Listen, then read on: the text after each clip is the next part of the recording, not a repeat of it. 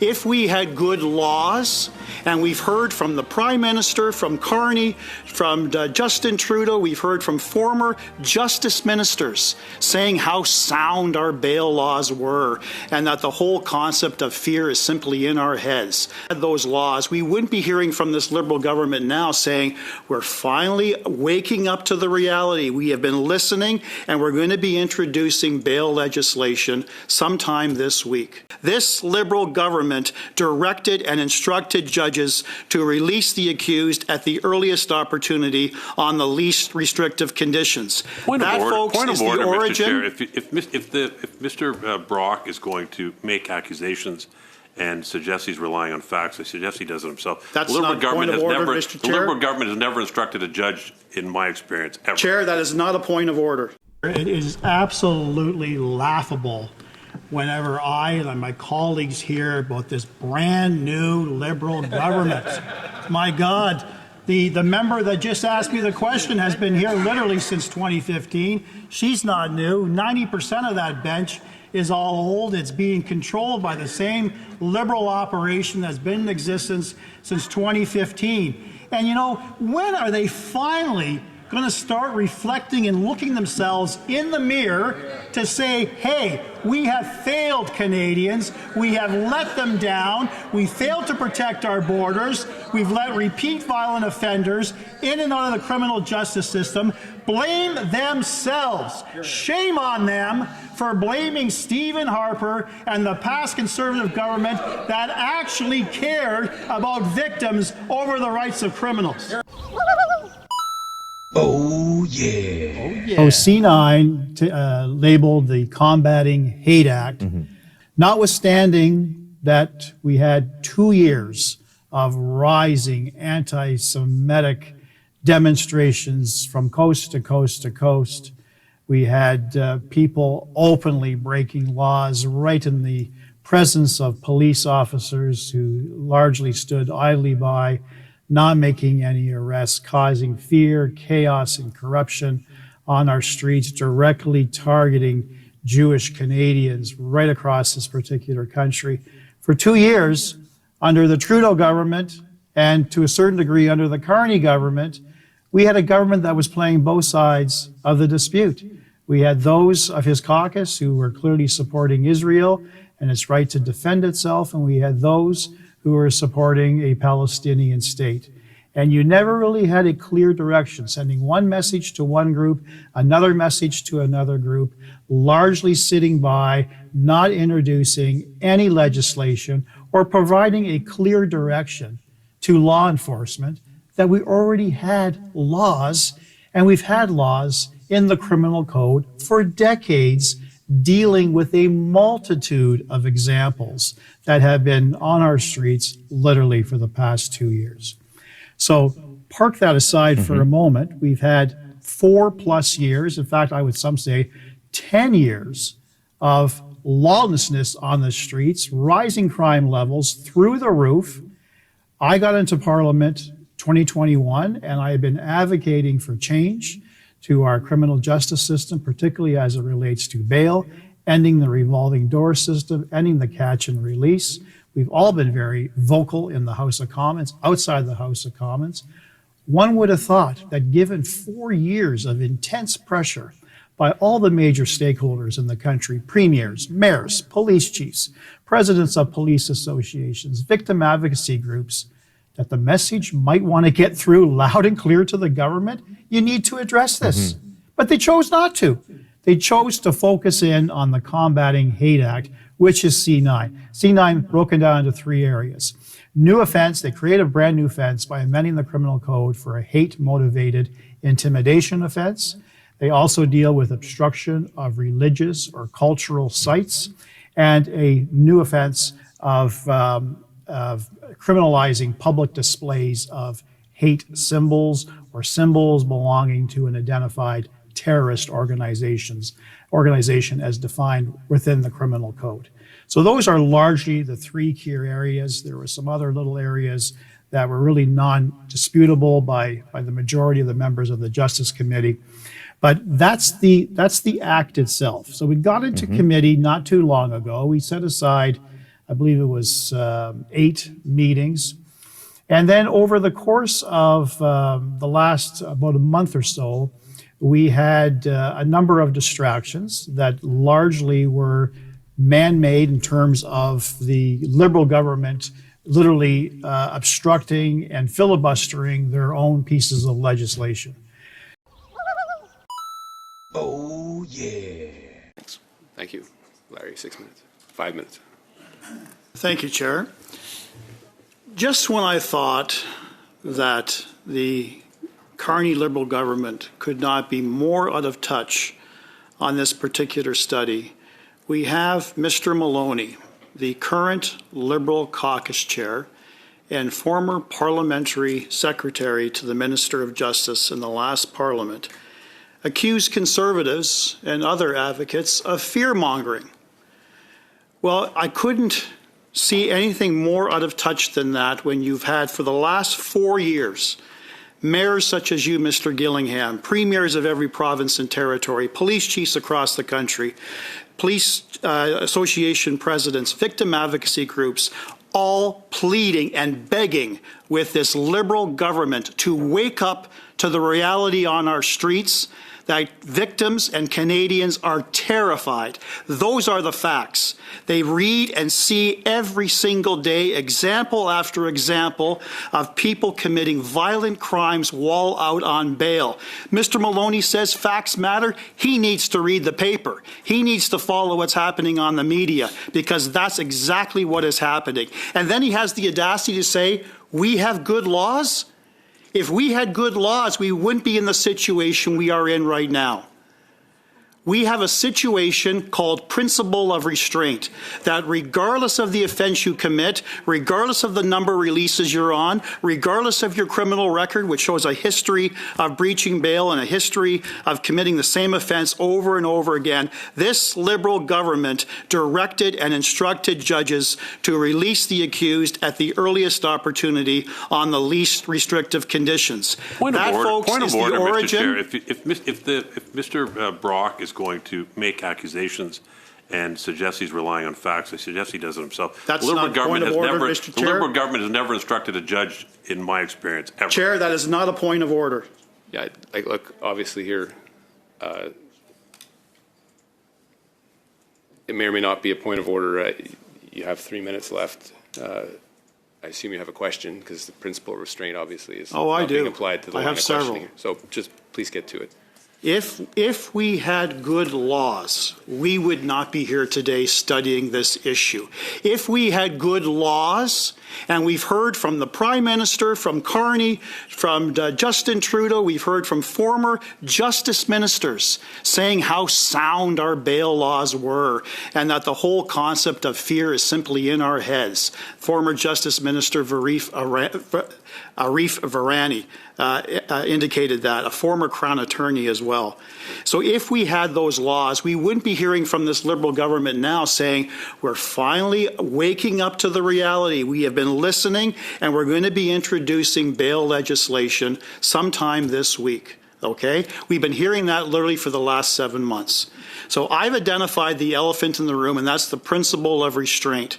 We have a bill already in the House of Commons tabled, the Jail Not Bail Act, which seeks at its principal core to replace the principle of restraint when it comes to repeat violent offending, and replacing that with the principle of protection and community safety. How do you anyone feel about that as addressing a tool to ensure that repeat violent offenders are detained in custody where they belong?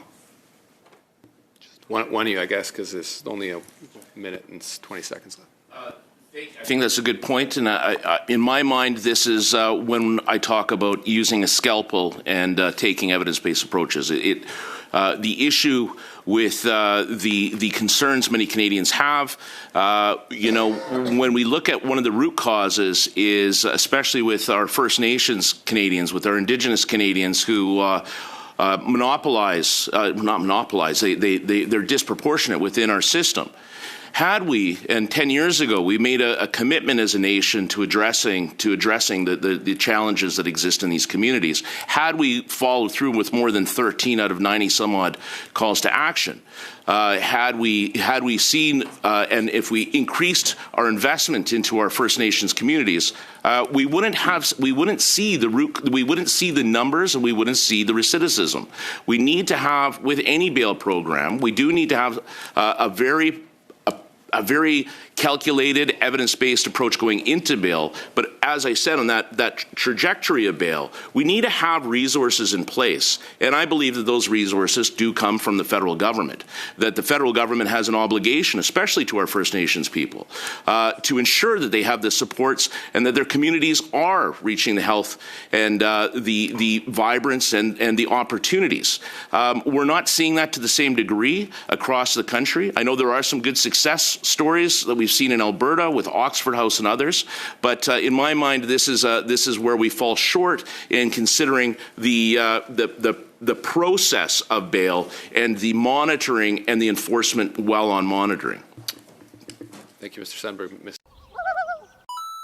Oh yeah. Resuming debate, the honourable member for Brantford, Six Nations. Brantford, Brent North, Six Nations. Thank you, Madam Speaker. Always a pleasure to rise on behalf of the good people of Brantford, Brant South, Six Nations. And I too share many of the concerns of my colleague who just spoke. We have seen firsthand, in my respectful opinion, a masterclass of liberal hypocrisy. On full display yesterday during question period, when the member who is a sitting Liberal member of committee from Duvel, Lachine, LaSalle, essentially said as follows: Mr. Speaker, after weeks of Conservative delays, the Justice Committee finally resumed its work on the Combating Hate Act, and we will continue that work on Thursday, meaning today. Will the Conservatives make sure bail reform is passed before Christmas? Could the minister speak to the importance of keeping this work moving so Canadians can have these important justice reforms take place? Clearly, a question posed by the Secretary of State, who responded in turn by saying, Mr. Speaker, Canadians have been clear that they want stronger protections in the face of rising hate, and they want meaningful bail reform. After weeks of Conservative delay tactics and stalling in committees, I am really happy to see that they might move forward on the combating hate crime legislation on Thursday. So, to much my surprise and the surprise of all of my colleagues, I get to the office this morning at 8:30, look at my P9 inbox, and there is a message from the clerk of the Justice Committee announcing that today's important meeting was cancelled by the Liberal chair, probably as a result of the absolute split in that Liberal caucus as to how to properly deal with this particular religious exemption defense. At no time, Madam Speaker, did this Liberal government ever project any intention of removing that religious exemption. So behind closed doors over the past weekend, they approached the Bloc Québécois member who has been steadfast in his position that that particular exemption needed to be removed. They worked out a deal that they would support that particular amendment, largely if the Bloc Québécois would continue to support the eventual passage of Bill C-9. Very, very dangerous, hypocrisy at its finest. We have experienced, as the former member, my colleague, has indicated, Madam Speaker, we've had abrupt cancellations of meetings. We've had abrupt endings of meetings. We've allocated resources to go to midnight this past Tuesday, abruptly ended at 5:30 as a result of religious leaders who are following this, not only locally, following this right across Canada, I too am receiving a lot of feedback of expressed concerns about what this Liberal government is prepared to do, and they abruptly adjourned. So I would only surmise that there is a lot of internal conflict between the Justice Committee and the direction from the PMO on this particular issue. So at the heart of the Bloc Québécois amendment, this is something that they tried to pass through a couple of years ago, did not make it past first reading.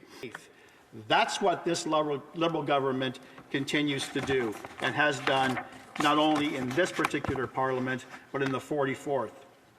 The religious defense has also been essential to the constitutionality of the hate speech prohibition itself.